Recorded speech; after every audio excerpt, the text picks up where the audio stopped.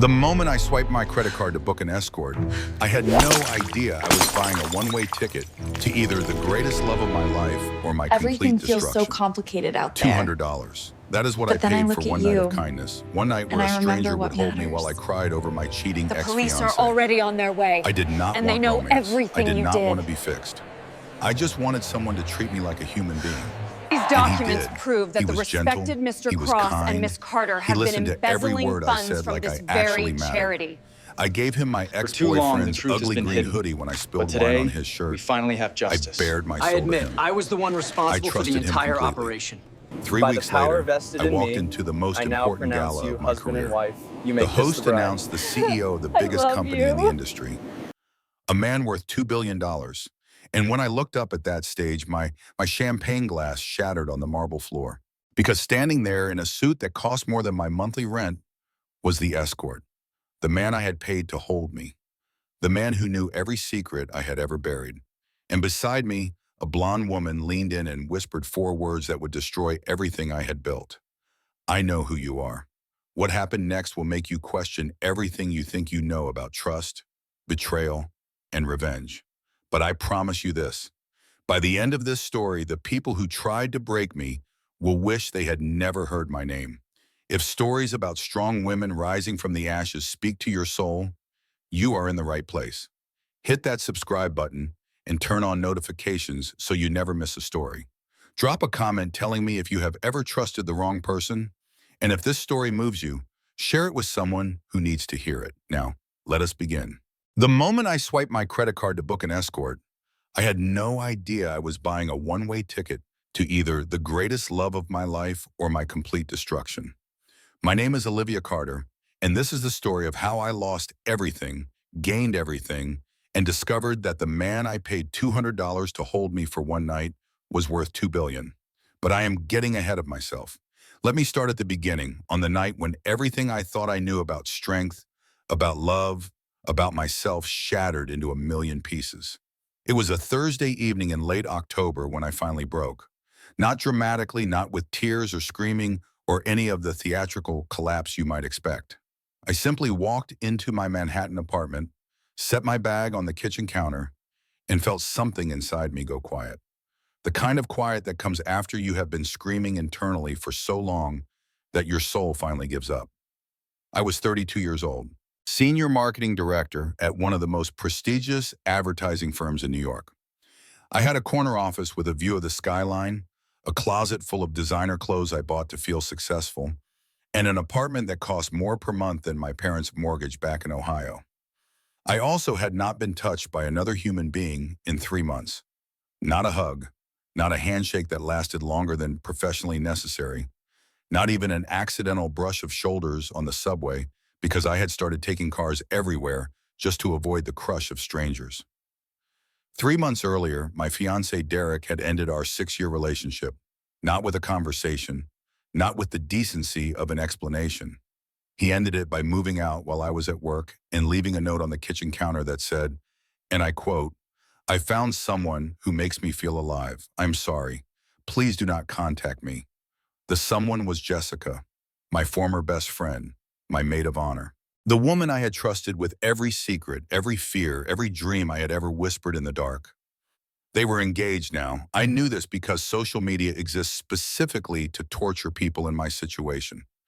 500 likes on their announcement photo, comments from mutual friends calling them soulmates, a hashtag that made me physically ill. Jessica and Derek forever. I deleted Instagram twice, re-downloaded it twice, deleted it again. But the damage was done. Everyone knew. My coworkers whispered when they thought I could not hear. My mother called weekly to ask what I had done wrong, because surely I must have done something. My married friends stopped inviting me to dinner parties because a single woman in her 30s was apparently contagious. And that Thursday evening, after a day where my presentation was stolen by a male colleague who took full credit after seeing Derek and Jessica announce their wedding venue, after my mother left a voicemail asking when I would finally settle down, I stood in my silent apartment and made a decision. I did not want sex. I did not want romance. I did not want to be fixed or saved or told that everything happens for a reason. I just wanted one night where someone treated me with kindness without expecting anything in return. One night where I did not have to perform strength. One night where I could simply exist without justifying my existence to anyone. I found the website through a carefully worded search that I immediately deleted from my browser history. Elite companionship services, professional, discreet, vetted. I filled out the form with shaking hands. Location, preferences. Under special requests, I typed one line that would change everything. Please just be kind. That is all I ask. I paid the $200.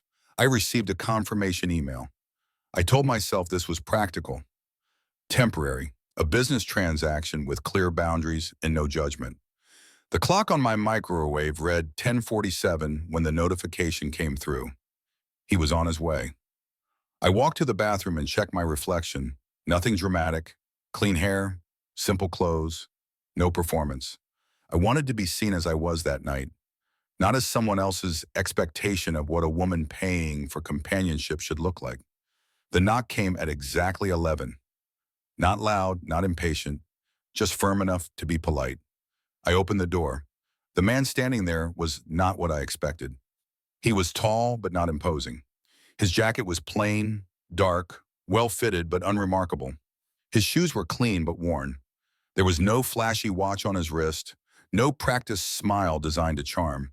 His eyes met mine with a steadiness that made me catch my breath, not scanning me, not evaluating, just present. Good evening, he said. His voice was warm, measured, the kind of voice that made you want to listen. I am here for the booking. I nodded and stepped aside. As he crossed the threshold, I noticed how carefully he moved, aware of the space he occupied, respectful of boundaries before I had even stated them. He removed his jacket and placed it neatly over the back of a chair. That small gesture made me pause. No assumptions, no entitlement, just quiet courtesy. You can sit, I said, gesturing toward the couch. Before anything else, we should talk, just to be clear about expectations. Of course, he replied, sitting where I indicated. His hands rested openly on his knees. Whatever you need. That answer surprised me more than it should have. I had braced myself for negotiation, for the subtle pressure of someone who believed they had purchased access to more than I was willing to give. Instead, he waited, patient, present. I explained the rules. One night, no pressure, no expectations beyond conversation unless I decided otherwise. He listened without interrupting, nodding once when I finished. You can change your mind at any point, he said, and if you prefer to just talk, that is perfectly fine with me. I looked at him then, really looked. Searching for the angle, the performance, the hidden agenda, I found nothing but calm sincerity. Can I ask your name? I said, your real name or whatever you want me to call you. He paused, something flickering in his expression too quickly for me to identify. Nathan, he said, you can call me Nathan. I am Olivia. He smiled then, small and genuine. It is nice to meet you, Olivia. And in that moment in my quiet apartment with the city humming beyond the windows, something shifted. Not attraction, exactly. Not relief. Something quieter. Hope, maybe. That kindness still existed somewhere in this brutal world. I had no idea that the man sitting on my couch, the man who had just promised to ask nothing of me, was hiding a secret worth $2 billion. I poured 2 glasses of water in the kitchen, my hands steadier than I expected. When I returned to the living room, Nathan had not moved, had not checked his phone, had not made himself comfortable in a way that presumed permission. I handed him a glass. He accepted it with both hands, a gesture that struck me as oddly formal. I want to be honest, I said, sitting across from him rather than beside him. I kept a careful distance between us. This is not something I do. Not usually, not ever, actually. You do not owe me an explanation, he replied, but I am listening if you want to share one. The words landed softly. No pressure, no prying, just an open door I could walk through or not. I had a long day, I began, then stopped, shaking my head. That is not true. I have had a long year. And then, for reasons I still cannot fully explain, I told him everything. About Derek, about Jessica, about the way people assumed my professional success meant I could not possibly be lonely, about working 70-hour weeks just to avoid the silence of an apartment that used to feel like home and now felt like a reminder of everything I had lost. I told him about the night I found out, how I had come home early from a business trip because I wanted to surprise Derek for our anniversary, how I had walked into our bedroom and found Jessica in our bed, how Derek had not even apologized. He had just looked at me with something like relief, as if he had been waiting for me to catch them so he would not have to be the one to end it. I told him about the note, about the way he had packed his things while I was at work the next day, too cowardly to face me, about how Jessica had blocked me on every platform before I could even process what had happened. I did not dramatize it. I kept my voice even, almost detached, as if telling someone else's story. But every word was mine, pulled from a place I had kept locked for months. I did not book you because I wanted to feel wanted, I said finally. I booked you because I wanted to feel seen, just for one night. Nathan did not interrupt. He did not lean forward with practiced empathy or offer platitudes designed to make me feel better. He simply listened. And for a man who was supposed to be playing a role, he was remarkably present. When I finished, he was quiet for a moment. Then he said something that caught me completely off guard. When I filled out the request form for this service, there was a space for client notes. Yours said 4 words. Please just be kind. I remembered typing those words with such desperation. I nodded. That was the most important part, I admitted. Nathan set his glass down carefully. Then I am glad I came tonight. The words were simple. But something about the way he said them felt deliberate, weighted with meaning I could not quite grasp. I cleared my throat, returning to the structure that felt safer. There are rules. We already covered some, but I want to be clear. No assumptions, no expectations. If I say stop, everything stops.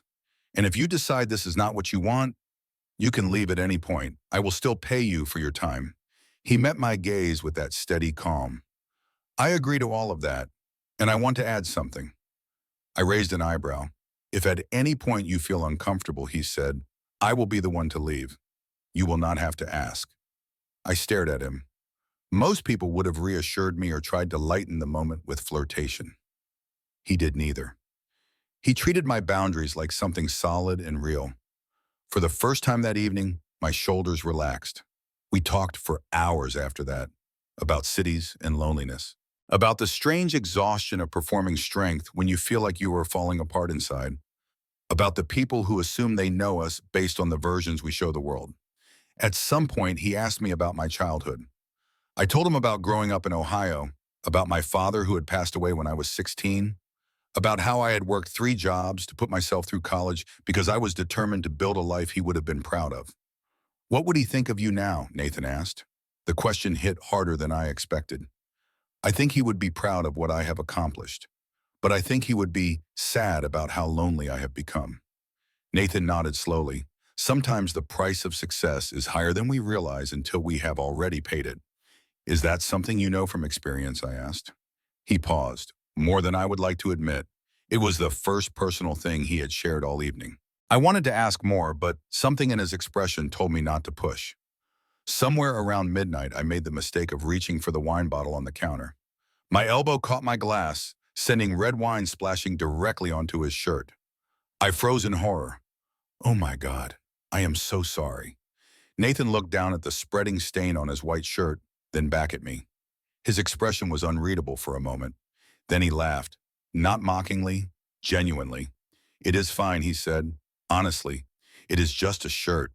But I felt terrible. Let me find you something. I might have. Wait here. I hurried to my bedroom closet, searching for anything that might fit him. And then I found it. Derek's leftover hoodie. A hideous neon green thing he had loved for reasons I never understood.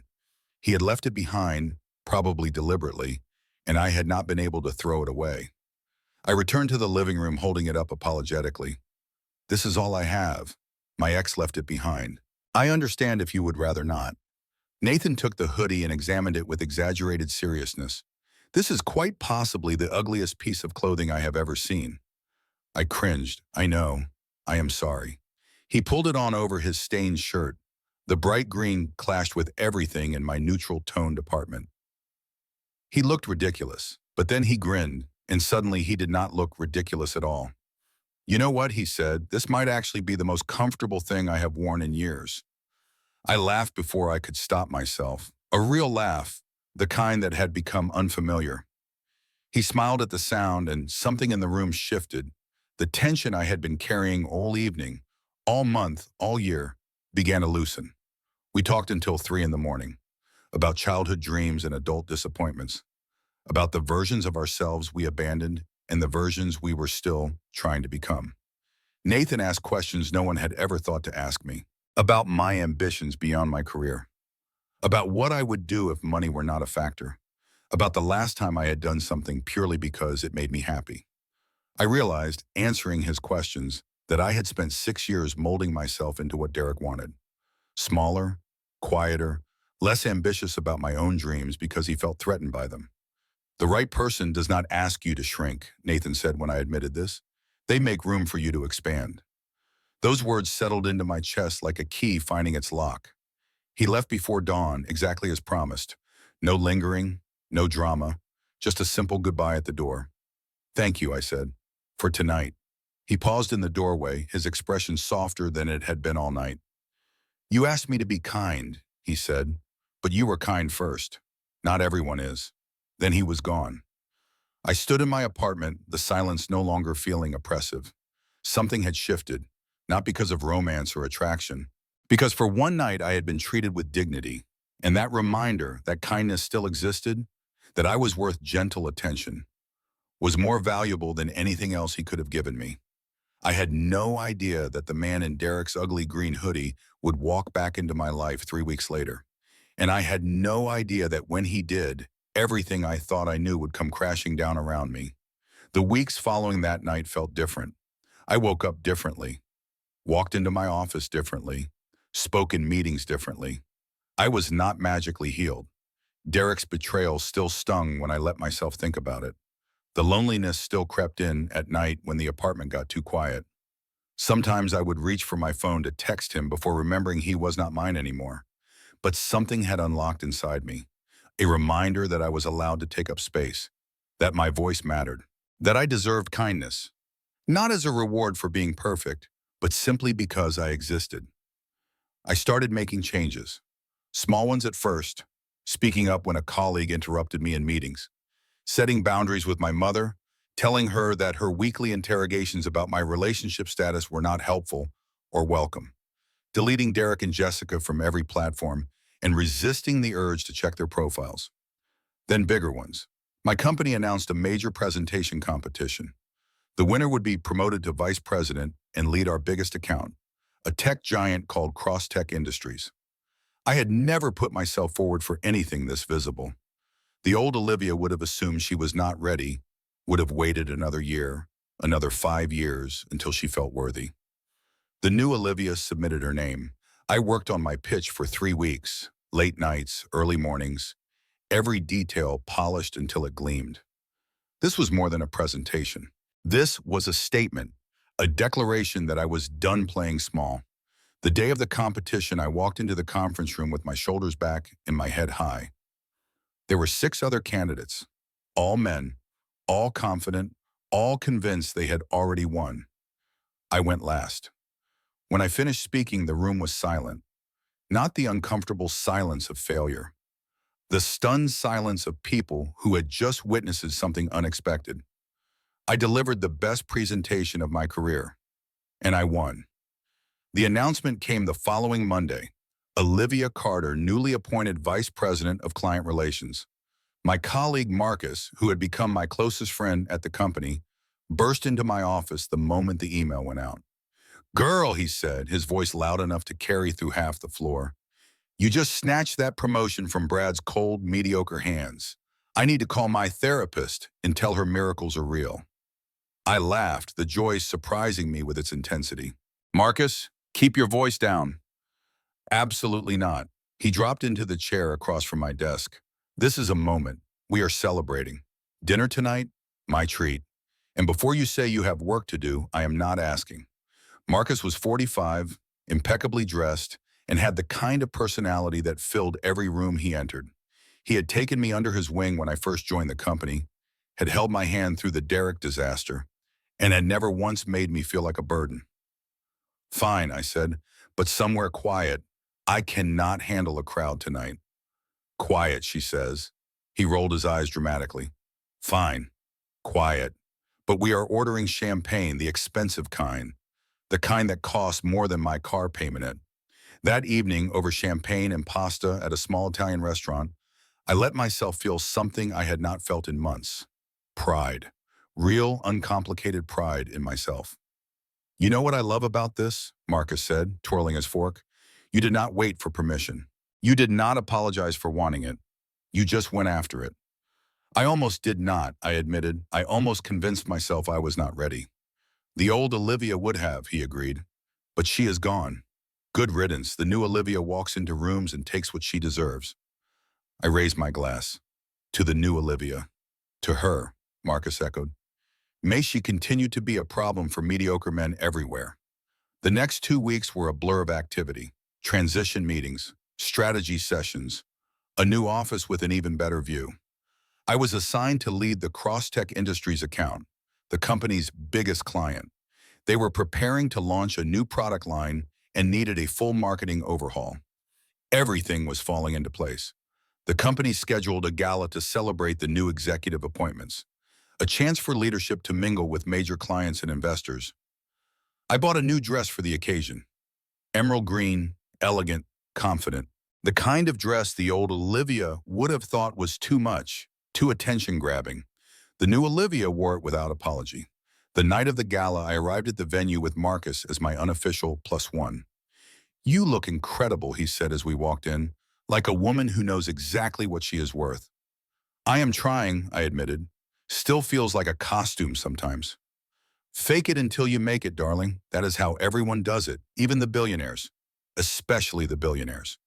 The ballroom was spectacular. Crystal chandeliers, floor-to-ceiling windows overlooking the city, waiters gliding through the crowd with champagne and canapes. I was introduced to board members, shook hands with investors, smiled until my face hurt. And then the host took the stage. Ladies and gentlemen, he announced, thank you for joining us this evening. We have a very special guest tonight. Please welcome the CEO of Crosstech Industries, our most valued partner, Mr. Nathan Cross. I heard the name, I processed the name, and then I looked up at the stage and felt the champagne glass slip from my fingers. It shattered on the marble floor, but I barely heard it over the roaring in my ears. Because walking onto the stage, accepting applause with a polished smile, wearing a perfectly tailored suit that probably cost more than my monthly rent, was the man from my apartment, the escort, Nathan. His eyes scanned the crowd as he reached the microphone. Calm, confident, the posture of a man who owned every room he entered. Then his gaze found mine. For one endless moment, we stared at each other across the crowded ballroom. His expression shifted, surprise breaking through the professional mask. His lips parted slightly, and I saw something flash in his eyes. Recognition, concern, maybe even regret. He knew I had just realized, and I knew in that moment that everything I thought had happened that night was a lie. I could not breathe. The man on stage was still speaking, but I could not hear the words, just a buzzing in my ears that drowned out everything except the pounding of my own heart. Nathan Cross, billionaire CEO of Crosstech Industries, the man whose account I had just been assigned to lead. The escort I had paid $200 to hold me through the night. My mind raced backward, reframing every moment. His careful questions, his measured responses, the way he never talked about himself, always deflecting back to me. I thought he was being professional, staying in his role. But he did not have a role. He was not an escort. He was a billionaire playing pretend, and I had bared my soul to him like a fool. Olivia, Marcus touched my arm. You are shaking. What is wrong? I have to go, I whispered. What? We just got here. This is your night. I have to go now. I turned and walked toward the exit, weaving through the crowd as quickly as I could without running. My heels clicked against the marble. Each step felt like it took an hour. I was almost to the door when a voice stopped me. Well, if it is not the guest of honor herself, I turned. A woman stood in my path, blonde, perfect, draped in a dress that probably cost more than my car. Diamonds sparkled at her throat and wrists. Her perfume was expensive and suffocating, the kind that announced her presence before she even entered a room. Her smile did not reach her eyes. It was the smile of a predator who had just spotted wounded prey. "I do not think we have met," she continued, extending a manicured hand. "I am Vanessa Blake, Nathan's fiancée. Well, former fiancée, yeah, but we are working on that." The name meant nothing to me, but the word fiancé hit like a physical blow. I took her hand automatically. "Olivia Carter. Oh, I know who you are." Vanessa's grip tightened slightly, her nails pressing into my skin. "You are the one from that night, are you not? The lonely girl who had to pay for company." My blood turned to ice. "I see that confused you," Vanessa continued, her voice sweet as poison. "Nathan tells me everything. We have no secrets between us. He has these little experiments, you see, playing dress-up as a common worker to test people. It is almost charming, really.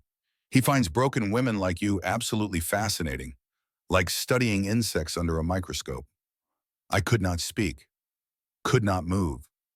Vanessa leaned closer, lowering her voice to a conspiratorial whisper. "Did you actually think a man like him would be interested in someone like you?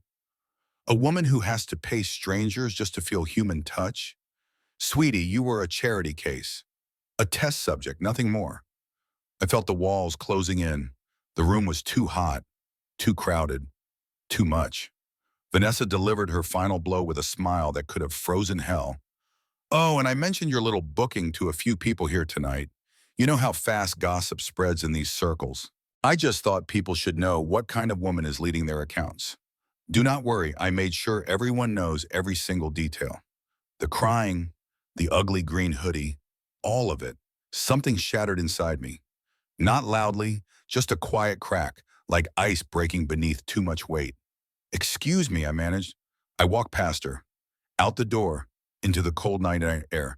I made it 3 blocks before I had to stop and lean against a building, my breath coming in short, desperate gasps. It was not real. None of it was real. The kindness, the understanding, the way he looked at me like I mattered. It was all an experiment, a rich man's game, and I was the punchline. By Monday morning, the whispers had spread through my company like wildfire. I walked into the office to silence. Every conversation stopped. Every head turned. Phones were out. People were looking at screens, then at me, then back at screens. Marcus intercepted me before I reached my office. "Do not look," he said quietly. His expression was grim in a way I had never seen. "Just come with me." "Marcus, what is going on?" He did not answer, just steered me into a conference room and closed the door. "Someone leaked the story," he said. "Someone from that gala. They made it sound like you tried to seduce a billionaire, that you booked him as an escort knowing who he was, that it was some kind of scheme to sleep your way into his company. That is insane. That is completely insane." I did not know. I had no idea. I know that. But the story is everywhere. Industry forums, company group chats. People are emailing it to each other like it is entertainment, like your life is a joke for them to laugh at during their lunch break. I felt the ground tilting beneath me. Who would do this? Marcus hesitated. I did some digging. The source traces back to someone named Vanessa Blake, the blonde woman from the gala, Nathan's ex. "Your promotion is under review," Marcus continued gently. "The board is meeting this afternoon to discuss next steps." I sank into a chair, my legs no longer willing to support me. 2 weeks ago, I was celebrating the biggest achievement of my career. Now I was watching it burn. The meeting with Richard Hayes, the CEO, happened at 3 that afternoon.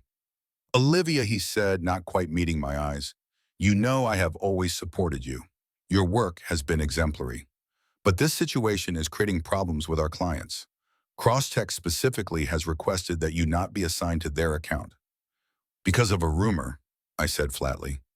"A lie someone told at a party. It does not matter if it is true. What matters is perception." He finally looked at me. "I am sorry. We are reassigning you. The VP title is on hold until this blows over." I was not fired, but I was publicly humiliated and professionally destroyed in everything but name. That night, I sat alone in my apartment, the same apartment where I had felt safe just weeks ago. My phone rang. I looked at the screen. "Mom." I answered because I did not have the energy to decline. Olivia Marie Carter. My mother's voice was sharp enough to cut glass. Do you have any idea what people are saying? Janet from church sent me a screenshot. I have never been so humiliated in my life. Your father would be rolling in his grave. Mom, it is not what they are saying. I did not do what they are claiming. You paid for a man? What kind of woman does that? No wonder Derek left you. I told you if you had just been softer, more feminine, less obsessed with your career. But no, you always had to prove something. And now look where that got you. Mom, please listen to me. I cannot even show my face at church anymore. Janet's daughter is getting married next month, and I was supposed to be at the shower. Now everyone will be whispering about my daughter, the escort hirer. Do you have any idea what you have done to this family? I hung up. I sat in the silence for a long time. Then my phone buzzed with an email notification. From Derek. Subject line, I heard about your situation. I opened it against my better judgment. Liv, I just wanted to reach out. Jessica and I saw what happened. I have to be honest, I am not surprised.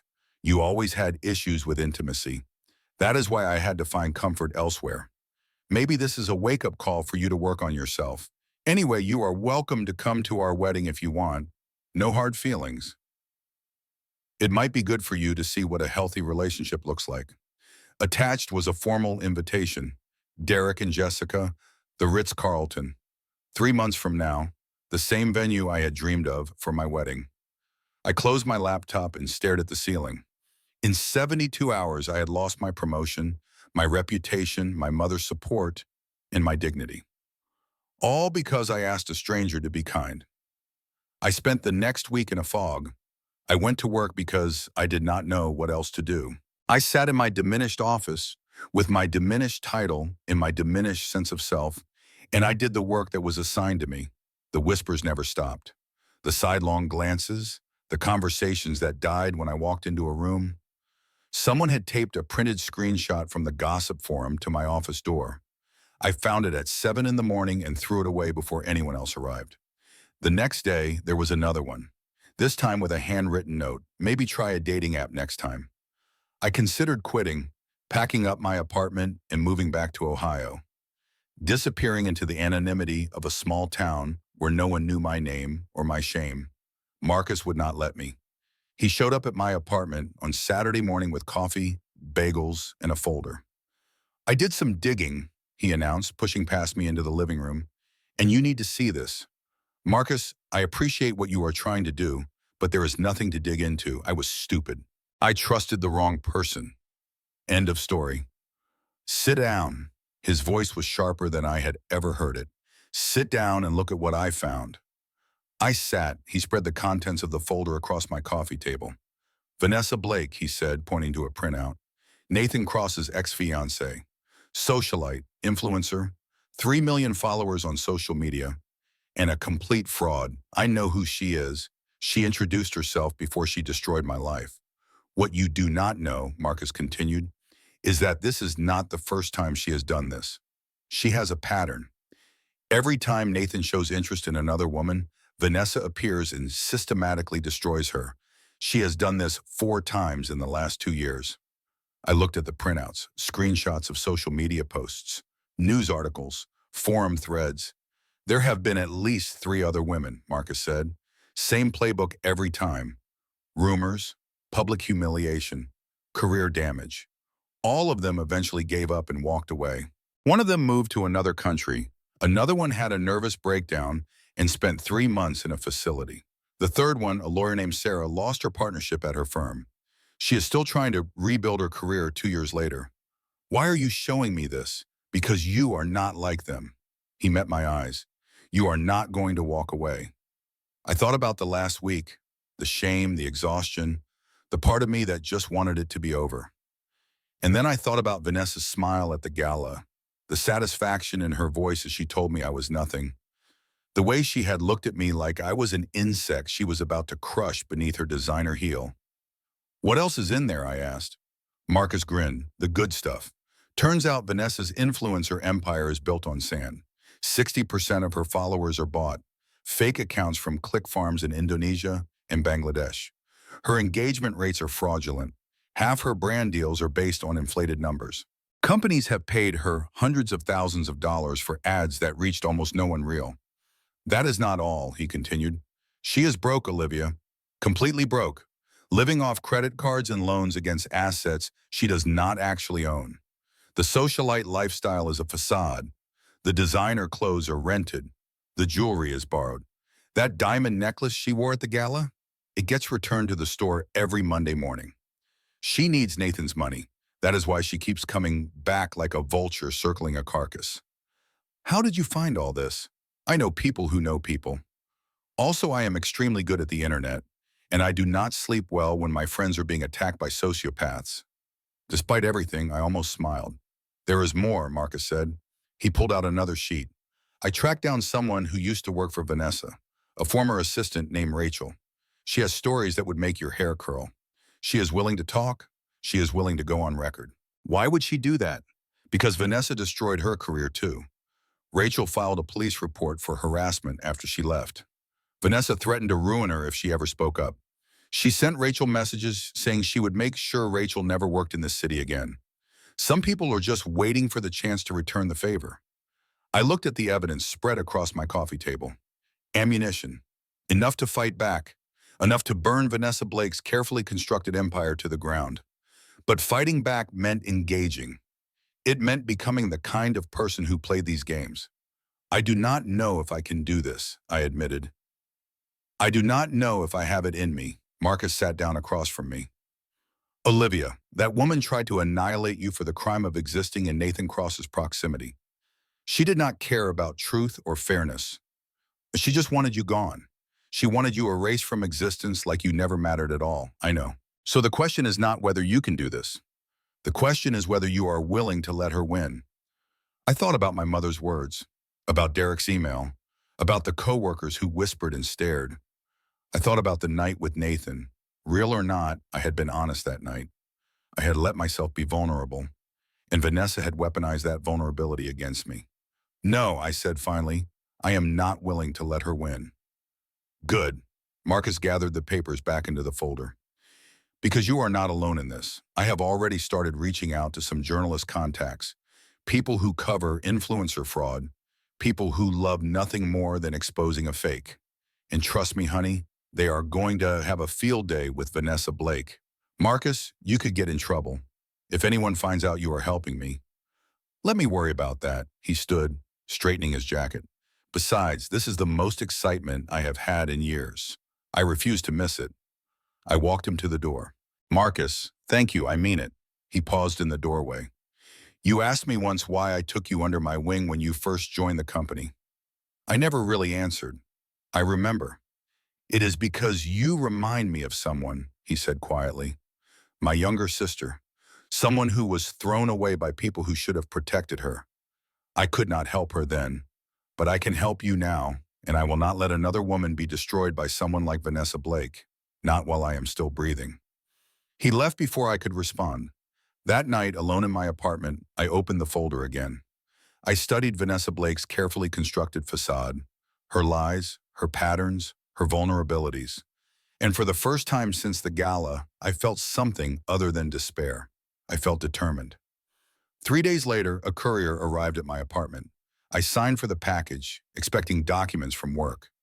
Instead, I found a handwritten letter in an envelope with no return address.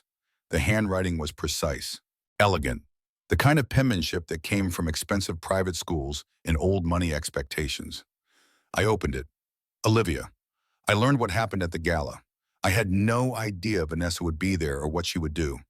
I know you have no reason to trust me. I know how this looks, but I need you to know that that night in your apartment was not a test. It was not an experiment. It was the first time in years I felt like a person instead of a bank account. I am not asking for forgiveness. I am asking for a chance to explain. There is a coffee shop on 72nd Street called The Corner Grind. I will be there tomorrow at 3 in the afternoon. I will wait 1 hour. If you do not come, I will understand, and I will never contact you again. Nathan. I read the letter 3 times. My first instinct was to tear it up, to refuse to give him the satisfaction of an explanation. But something nagged at me, the same instinct that had led me to book an escort in the first place. The same instinct that told me that night had meant something, even if I did not understand what. I called Marcus. He wants to meet, I said. Nathan Cross wants to meet with you. Silence on the line. The billionaire who pretended to be an escort and accidentally destroyed your life. Are you going? I do not know. Should I? That depends. What do you want from this meeting? I thought about it. Answers. I want to understand what happened and why. I want to look him in the eye and see if he is lying. Then go get your answers. But Olivia, be careful. This man is worth $2 billion. People like that do not think the way we do. They do not play by the same rules. They do not see consequences the way normal people do. And they definitely do not show up at coffee shops looking nervous unless they want something. I know. Do you? The next afternoon, I walked into the coffee shop on 72nd Street. Nathan was already there. Corner booth. No bodyguards. No assistants. Just a man in casual clothes looking more nervous than any billionaire had a right to look. His hands were wrapped around a coffee cup that looked untouched. There were shadows under his eyes, like he had not slept well in days. I did not sit down. You have 5 minutes, I said. He nodded, accepting the terms. I deserve that. Yes, you do. He took a breath. The experiment started 2 years ago after Vanessa and I ended things. She claimed to love me. She said I was everything to her. She talked about our future, our children, growing old together. But when I tested her, when I pretended to lose everything, she left within 48 hours. Packed her bags and walked out without looking back. Did not even leave a note, just gone. So you decided to trick people instead. I decided to find out who people really are when there is nothing to gain from being with me. He met my eyes. Most people fail. They treat the escort, the driver, the barista like they are beneath them. Or they try to leverage the situation somehow. They see opportunity, not people. In 2 years, I had almost given up hope that anyone was different. And me, you, he said quietly. You offered me your ex-boyfriend's ugly green hoodie because you felt bad about spilling wine on my shirt. You apologized for crying on a stranger. You asked about my life like you actually cared about the answer. You did not know who I was, and you treated me with kindness anyway.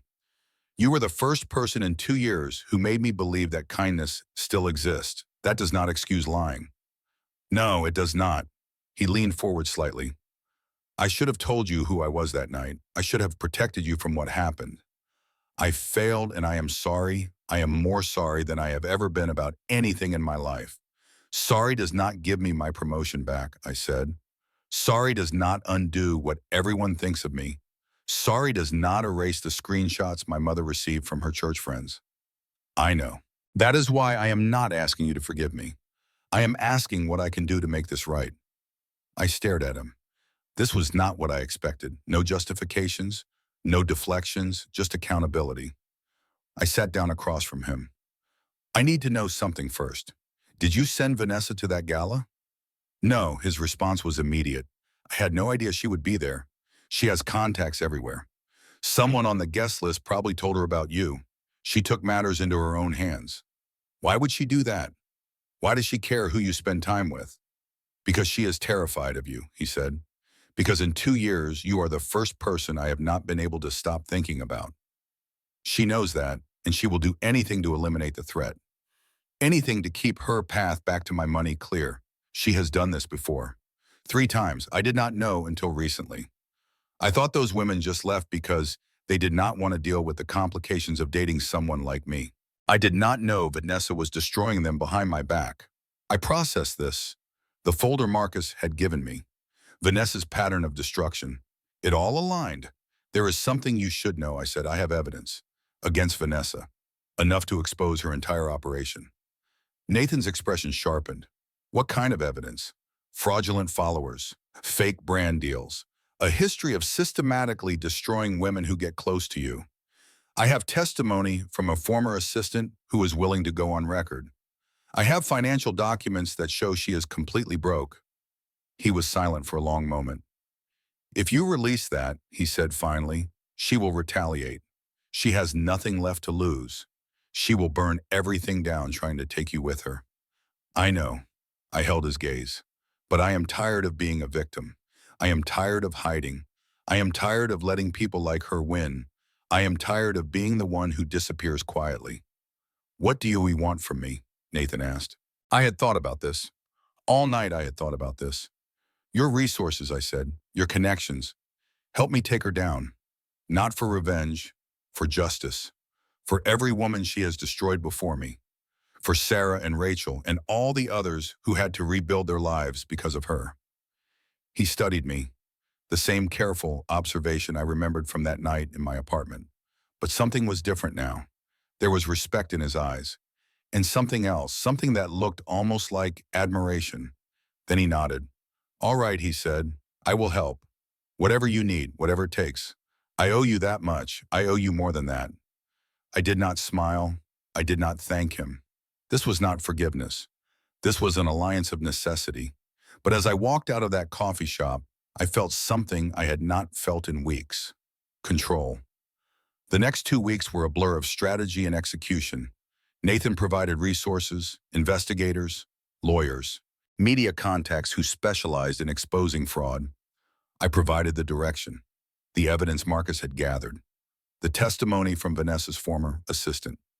We worked together, but I maintained strict boundaries. This was business, nothing more. I needed to keep my head clear. I needed to remember that the man helping me was also the man who had deceived me. Every time he looked at me with those soft eyes, every time his hand accidentally brushed mine, I reminded myself of the lies. Trust would have to be earned, slowly, painfully, one truth at a time. The first strike was subtle. A podcast that covered influencer fraud ran a segment on suspicious follower counts. Vanessa's name was mentioned alongside statistics that did not lie. 60% fake engagement, inflated metrics across every platform, click farms in 3 different countries. The brands started pulling out within 48 hours. 3 major sponsorship deals collapsed. Each one released careful statements about reviewing their partnership standards. One of them specifically mentioned concerns about authenticity and transparency. Vanessa responded with defensive posts, claims of jealousy, accusations of a coordinated attack. She called it a witch hunt orchestrated by bitter competitors who could not handle her success. But the evidence was irrefutable. And once people started looking, they found more. The second strike was bigger. Marcus's journalist contacts published a deep investigation into Vanessa's pattern of harassment, the 3 women she had targeted before me. Their stories, finally told. Each one had been silenced by shame, by the fear of going up against someone with Vanessa's connections and resources, by the threats Vanessa had sent in private messages, promising to destroy anyone who spoke out.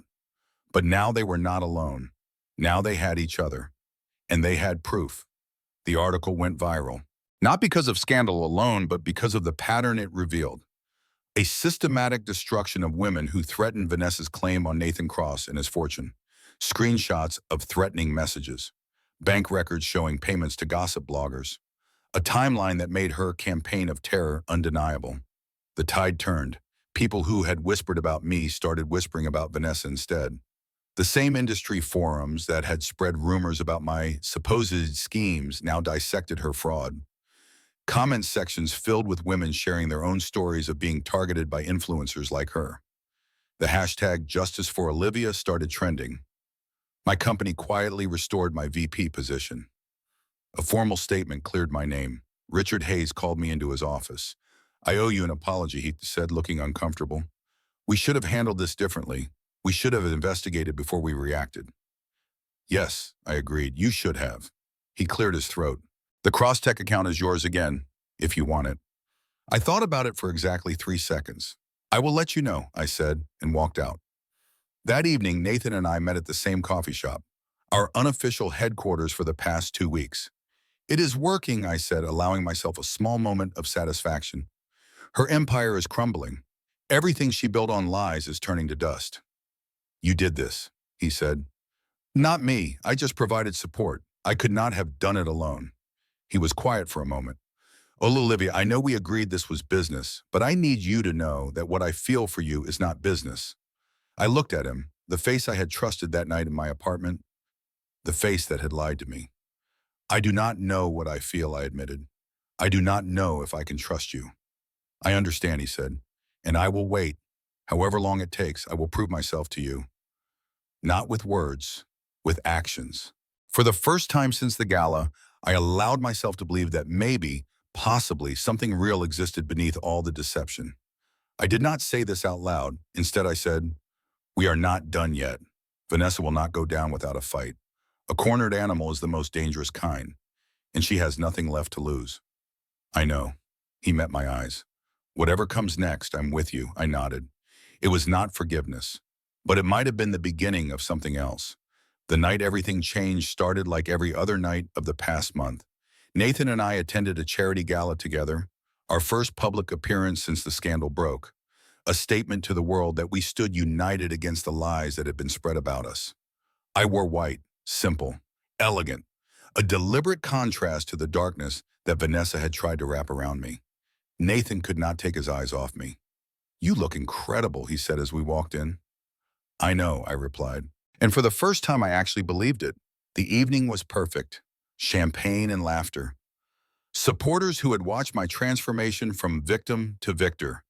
People who approached me not with whispers and judgment, but with admiration and respect. For a few hours, I allowed myself to believe the worst was over. I was wrong. The lights dimmed for a special presentation. The host invited a surprise guest to the stage. My blood ran cold before I even saw her face. Vanessa Blake walked onto the stage. She was not supposed to be here. She was not on any guest list. But she had a microphone, and she had an audience. "Ladies and gentlemen," she said, her voice dripping with false sweetness, "I know many of you have heard rumors about me lately. Terrible, hurtful lies spread by a woman who could not accept that Nathan Cross chose me over her." Murmurs rippled through the crowd. I felt Nathan tense beside me.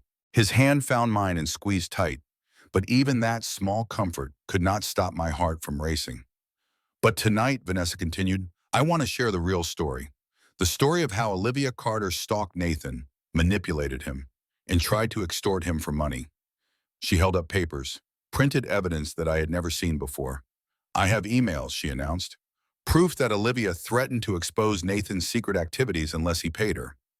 I have photographs showing her following him weeks before their so-called random meeting. I have testimony from a former colleague who heard her bragging about her plan to trap a billionaire." The room erupted in whispers. I could not move, could not speak. Vanessa's final words cut through the noise. "Nathan, sweetheart, I know she manipulated you, but it is not too late. Come home. I forgive you. We can start over. Just say the word." She smiled at the crowd like a benevolent queen offering mercy to her subjects. And I stood frozen as my world collapsed for the second time. The aftermath was worse than before. The story went viral within hours, not the truth. Vanessa's fabricated version. Headlines screamed across every platform. Marketing executive accused of billionaire stalking scheme. Cross-tech CEOs shocking harassment claims. The escort who wanted more. My phone exploded with notifications. Former colleagues, old friends, strangers with opinions, all of them condemning me. This time I lost more than my promotion. I lost my job entirely. Richard Hayes called the next morning, his voice heavy. "The board voted," he said. "The liability is too high. We will provide severance, but this is goodbye. I fought for you, Olivia, but the decision was not mine to make. I did not argue. There was nothing left to say." Nathan was facing his own crisis. His board of directors demanded he distance himself publicly. Every statement he made in my defense caused the stock to drop. They gave him an ultimatum: step back from my situation or face a vote of no confidence. He refused. But I could see the strain, the impossible position I had put him in simply by existing, the dark circles under his eyes, the way his shoulders carried the weight of $2 billion worth of pressure. The man who had everything was about to lose it all because of me. That night, I made a decision. I went to his penthouse unannounced, pushed past his assistant, found him in his home office, surrounded by legal documents and crisis management plans. "I am ending this," I said. He looked up, confused. "What are you talking about?" "You are about to lose everything because of me. I will not let that happen. Olivia, I do not care about the company. But I do. I care about you, and I refuse to be the reason you lose what you have built. Everything you have worked for your entire life. I took a breath. Tomorrow I am holding a press conference. I am going to say we were never involved, that Vanessa was right, that I manipulated you and I am sorry. He stood abruptly. Olivia, no, it is the only way to save your company, your reputation, everything. And what about you? What happens to you? I will figure it out. I always do.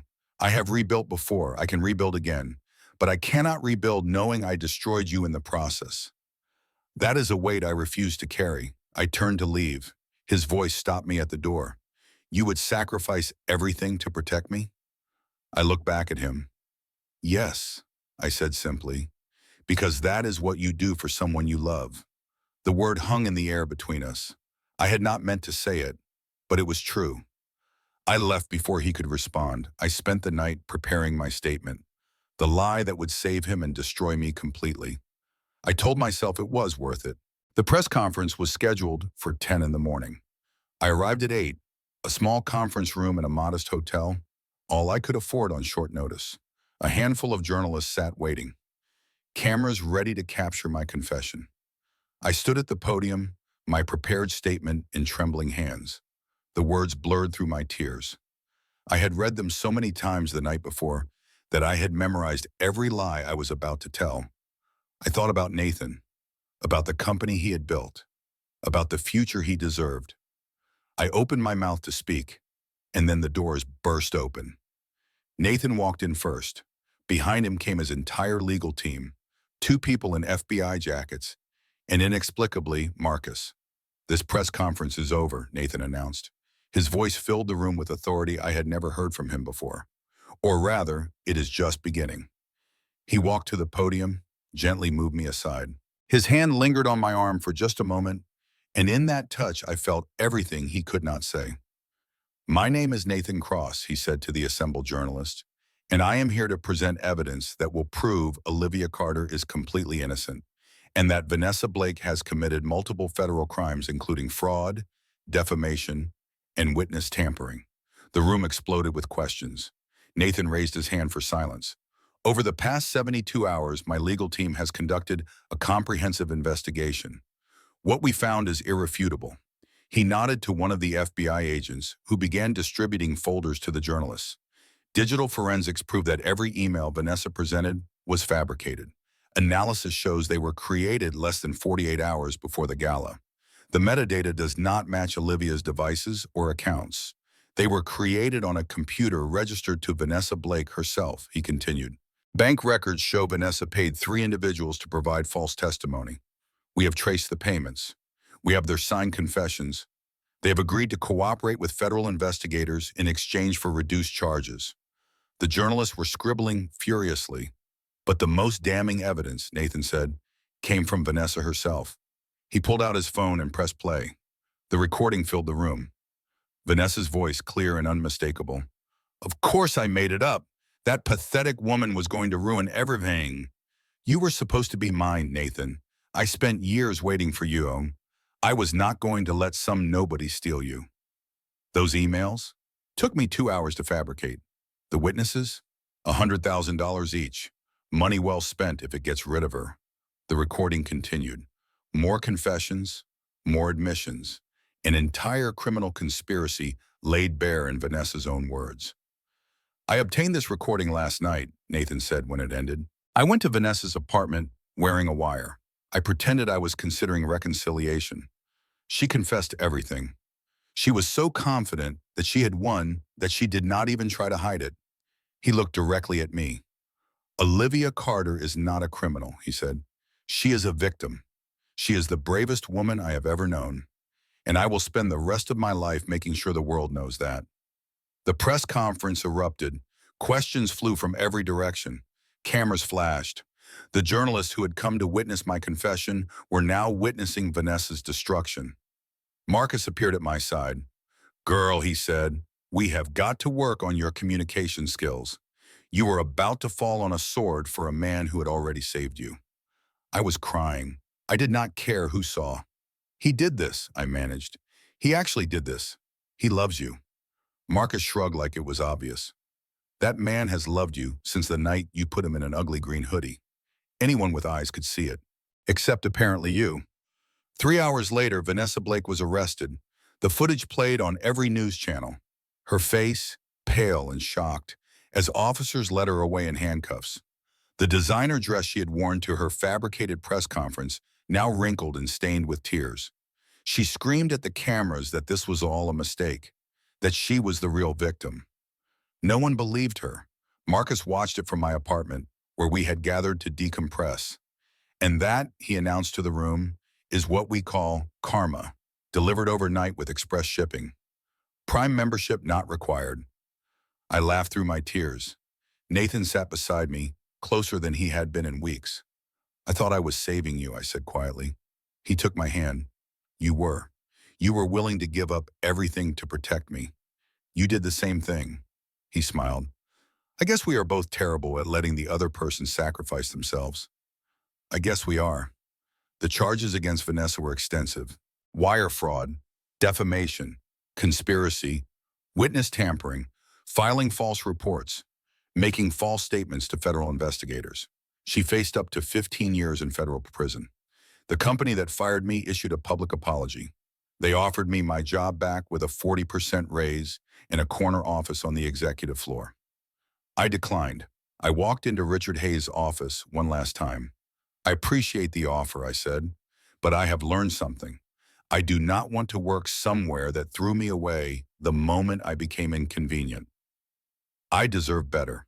And honestly, Richard, so do all the other employees you might throw away someday. Maybe think about that. I walked out on my own terms. That night, Nathan and I sat together on his terrace, the Manhattan skyline spread before us. What happens now? I asked. Whatever you want, he said. I will follow your lead. I thought about everything that had happened. The pain, the betrayal, the rebuilding. I want to build something of my own, I said. A company that helps people who have been through what I have been through. Reputation management, crisis support, a place where people can rebuild after someone tries to destroy them. Then let me be your first investor, he said. Not your boss, not your controller, just someone who believes in you. I looked at him, the man who had deceived me, the man who had saved me, the man who had been willing to lose everything for me. Deal, I said. He pulled me close.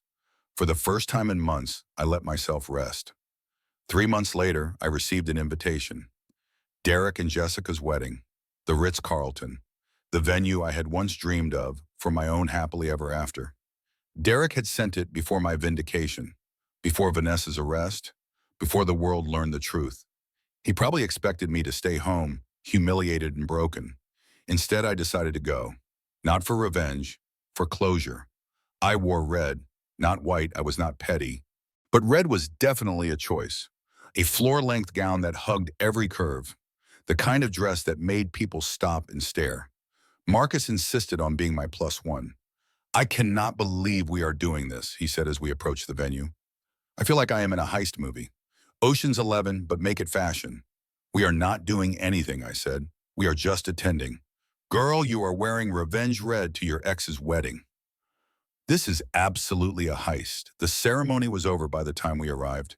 Guests mingled in the reception hall, champagne flowing, a string quartet playing. I spotted Derek immediately. He looked the same as always. Self-satisfied, smug, convinced of his own importance. He was telling a story to a group of admirers, gesturing with a champagne glass. Then he saw me. His face dropped. The glass froze halfway to his mouth. Jessica saw me next. Her expression went from confused to furious in seconds. Her white dress suddenly looked less bridal and more like a costume. But what really made the room go silent was the man who walked in behind me. Nathan Cross, Billionaire CEO.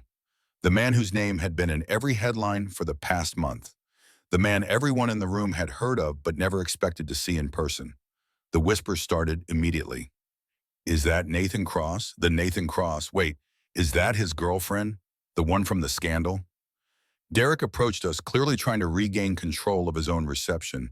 His smile was strained, his confidence visibly cracking. Olivia, he said, I did not expect you to actually come. I know, I replied. That is why I did. He looked at Nathan nervously. And you must be. Nathan smiled, the kind of smile that held power without displaying it. I am the man who gets to spend the rest of his life with the woman you were too foolish to appreciate. Derek's face turned an interesting shade of red. Jessica stormed over, white dress rustling like an angry swan. Olivia, I do not know what you think you are doing, but this is my day. You need to leave. I tilted my head. Actually, Jessica, I am not here for you. I am here because Derek invited me. He did send me an invitation. Did he not tell you? Jessica whipped toward Derek, fury building. You invited her? What is wrong with you? Derek stammered. I did not think she would actually come. It was supposed to be a joke, to show her what she was missing. A joke. Jessica's voice rose several octaves. You invited your ex to our wedding as a joke? The argument escalated. Voices raised. Guests stared. The string quartet awkwardly continued playing, though several of them were watching the scene unfold with barely concealed interest. Marcus leaned toward me. This is better than reality television. Someone get me popcorn. I watched for a moment longer. Derek, red-faced and stammering. Jessica, furious and humiliated on what was supposed to be the happiest day of her life. The perfect couple, unraveling in front of everyone they knew.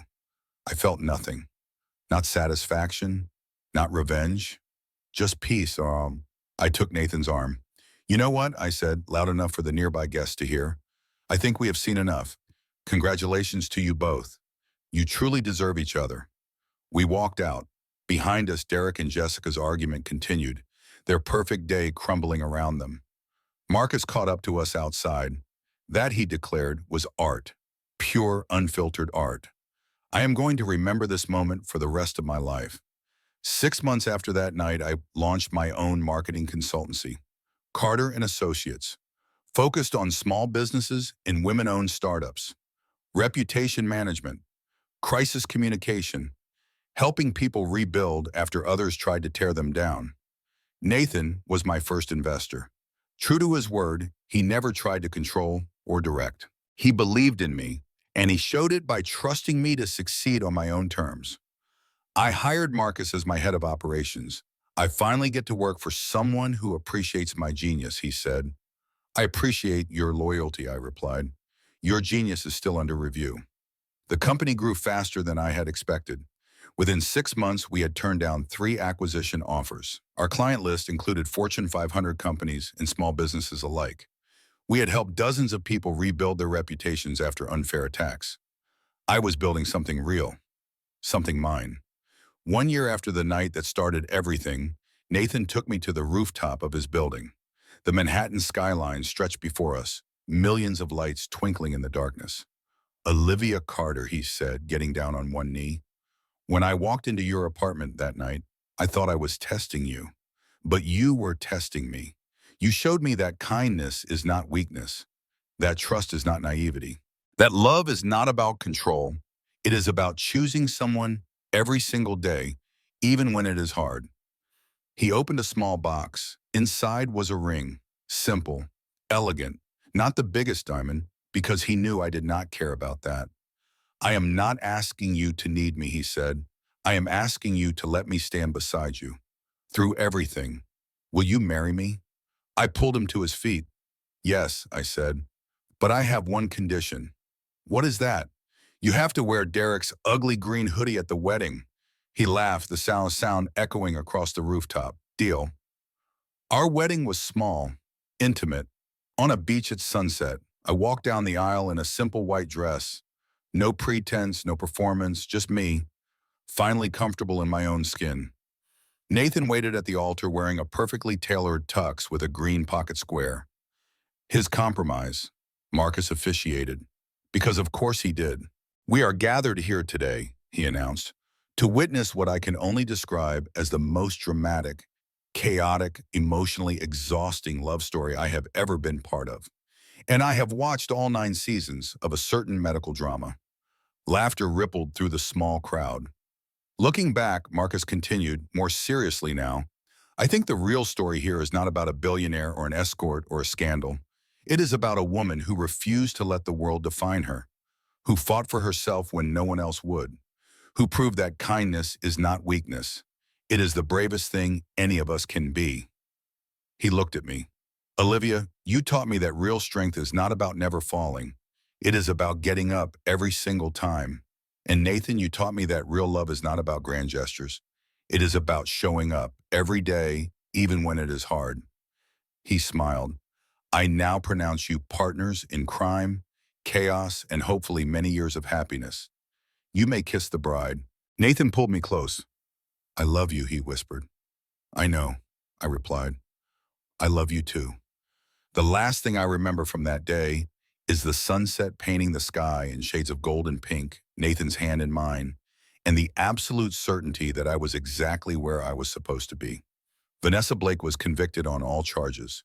She is currently serving 8 years in federal prison. Her social media accounts were suspended. Her influencer empire collapsed completely. Last I heard, she was writing a memoir about her experience, but no publisher would touch it. Derek and Jessica divorced after 11 months. She left him for his business partner. Last I heard, Derek was living alone in a studio apartment, posting motivational quotes on professional networking sites about resilience and personal growth.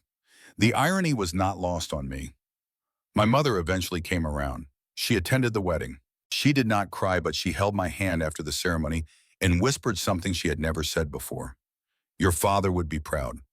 And so am I. Richard Hayes and his company lost the Crosstech account. My consultancy picked it up. Sometimes the universe has a sense of humor. Rachel, Vanessa's former assistant, joined my company as a senior consultant.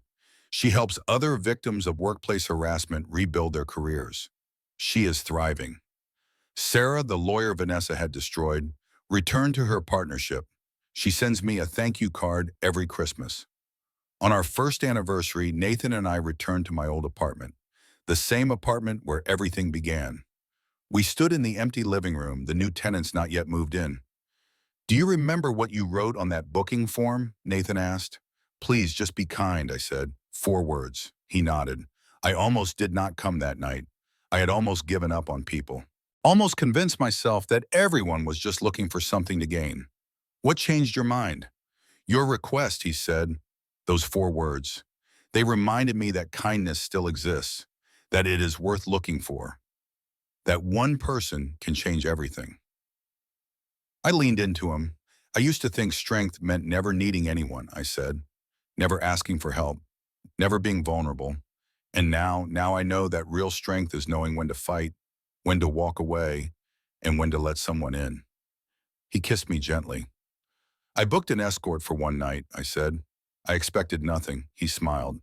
And instead I continued, I got everything, not because of your money, not because of your power, because you showed up, and you were kind. He held me close as the last light faded from the windows. That is how love begins, he said quietly. Not with grand gestures or fairy tales, with kindness, with honesty, with the courage to be seen. I thought about everything that had brought us here. The pain and the betrayal, the destruction and the rebuilding. The moments when I wanted to give up and the people who would not let me. I thought about Marcus, who had fought for me when I could not fight for myself. I thought about my mother, who had finally learned to see me. I thought about Derek and Jessica, whose cruelty had accidentally set me on the path to everything I had ever wanted. And I thought about Nathan, the man who had walked into my apartment as a stranger and become my home. Some stories end with happily ever after. Ours began with 4 simple words. Please just be kind. And against all odds, someone was.